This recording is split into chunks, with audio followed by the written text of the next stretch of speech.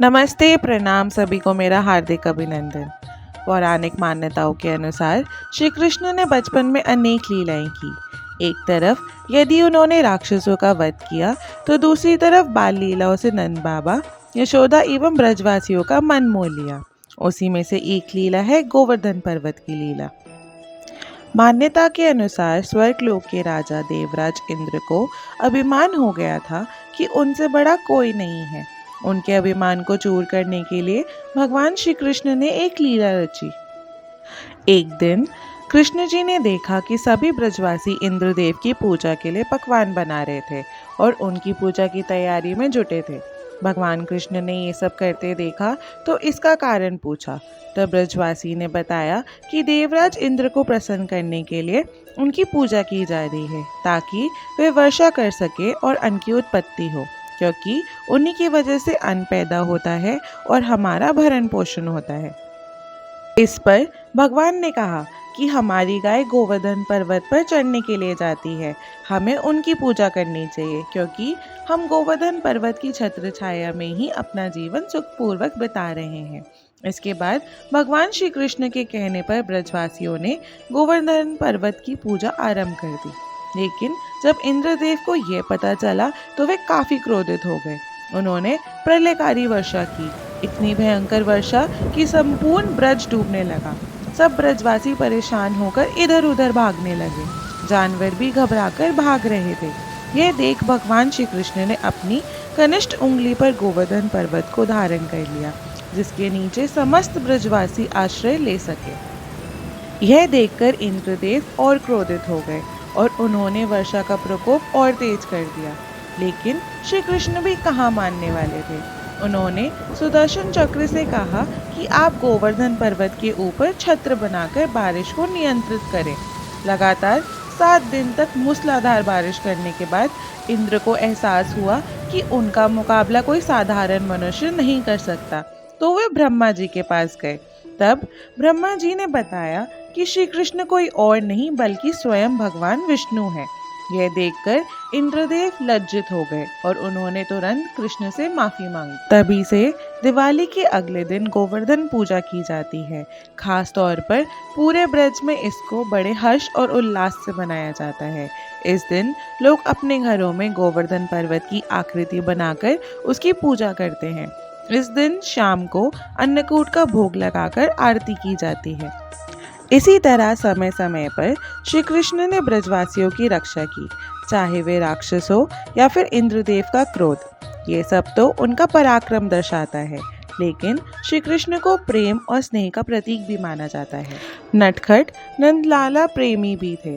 राधा और कान्हा का प्रेम अलौकिक था। राधा श्री कृष्ण के प्रेम की दीवानी थी। मान्यता है कि जब श्री कृष्ण 8 साल के थे तभी से वे राधा से प्रेम करने लगे। कृष्ण राधा का प्रेम दिव्य था। पौराणिक कथाओं के अनुसार राधा श्री कृष्ण से बड़ी थी। राधा ने पहली बार श्री कृष्ण को तब देखा था जब वह अपने पिता के साथ गोकुल आईं। जिस जगह उनकी पहली बार मुलाकात हुई थी उसे संकेत तीर्थ के नाम से भी जाना जाता है। कहा जाता है कृष्ण को पहली बार देखते ही राधा बेसुध हो गई थी और कृष्ण जी को भी देखते ही प्यार हो गया था, मानो जैसे कोई पूर्व जन्म का रिश्ता हो। यह माना जाता है कि कृष्ण संसार को मोहित करते हैं, लेकिन राधा श्री कृष्ण को मोहित कर लेती थी। राधा श्री कृष्ण की मुरली सुनकर बावरी हो जाती थी। वे अपनी सुध-बुध सब भूल जाती थी। कहते हैं कि कृष्ण को 2 ही चीज़ें बहुत ज़्यादा प्रिय हैं, मुरली और राधा। श्री कृष्ण के पास एक मुरली थी जो मथुरा जाने से पहले राधा को दे दी थी। राधा ने उस मुरली को बहुत ही संभाल कर रखा था। राधा को जब श्री कृष्ण की याद आती तो वह मुरली बजा लेती थी और श्री कृष्ण राधा की याद में मोरपंख और वैजयंती माला पहनते थे। इन कहानियों से पता चलता है कि भगवान श्री कृष्ण और राधा एक दूसरे के बिना अधूरे थे। इस तरह श्री कृष्ण अपनी लीलाओं के साथ ब्रज में आनंद से रह रहे थे कि अचानक एक दिन अक्रूर जी कंस का आमंत्रण लेकर आए। अक्रूर जी के साथ जब श्री कृष्ण मथुरा के लिए निकलते हैं तो वृंदावन में चारों ओर हाहाकार मच जाता है। गोपियां दौड़ती हुई कान्हा के पास पहुंचती हैं। और कहती हैं कि अगर आप मथुरा जाओगे तो हम आपके बिना जीवित नहीं रह पाएंगी। सारा ब्रज, नंद बाबा, यशोदा, ग्वाल बाल, गोपियाँ श्री कृष्ण के मथुरा गमन की बात सुनकर विरह में डूब गए थे। सब रोते रोते कहने लगे कि हम कृष्ण के बिना नहीं रह पाएंगे। तब कृष्ण ने समझाया कि उनका मथुरा जाना जन कल्याण के लिए बहुत जरूरी है। अगर वे मथुरा नहीं गए तो पाप का अंत कैसे होगा। इस प्रकार ब्रजवासियों को समझाकर और शीघ्र आने का वादा कर कृष्ण ने बलराम सहित मथुरा के लिए प्रस्थान किया। भगवान श्री कृष्ण के जीवन का उद्देश्य था पापों का अंत करना, अतः कंस का वध करने के लिए मथुरा की ओर वे निकल गए। उन्होंने मथुरा में प्रवेश करने के साथ मामा कंस द्वारा किए गए अत्याचारों को समाप्त करने का फैसला किया।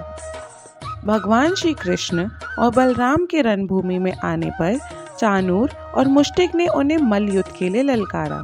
श्री कृष्ण ने चाणूर की दोनों भुजाएं पकड़ बड़ी तेजी से कई बार घुमाकर पृथ्वी पर दे मारी और उसके प्राण निकल गए। इसी प्रकार बलराम जी ने मुष्टिक का वध कर दिया। कृष्ण बलराम द्वारा सभी प्रमुख पहलवान मारे गए। यह सब देखकर कंस भयभीत हो गया। उसने अपने सैनिकों को आज्ञा दी कि इन दोनों को बाहर निकाल दो, ब्रजवासियों का सारा धन छीन लो और नंद को बंदी बना लो। यह सुनकर कृष्ण को क्रोध आ गया और वे उछलकर उसके सिंहासन तक पहुंच गए। मृत्यु को साक्षात कृष्ण के रूप में देखकर कंस ने तलवार निकाली। कृष्ण ने कंस के केश पकड़कर उसे सिंहासन से नीचे गिरा दिया और कृष्ण स्वयं कंस पर कूद पड़े। कृष्ण के कूदते ही कंस की मृत्यु हो गई। फिर कृष्ण ने अपने माता पिता देवकी वसुदेव को जेल से मुक्त किया। नाना उग्रसेन को भी जेल से मुक्त कर दिया और उन्हें मथुरा का राजा बना दिया। इस प्रकार मथुरा कंस के अत्याचारों से मुक्त हो गया और सब सुखपूर्वक अपना जीवन व्यतीत करने लगे। कमेंट्स में जय श्री कृष्ण लिखना मत भूलना। राधे राधे।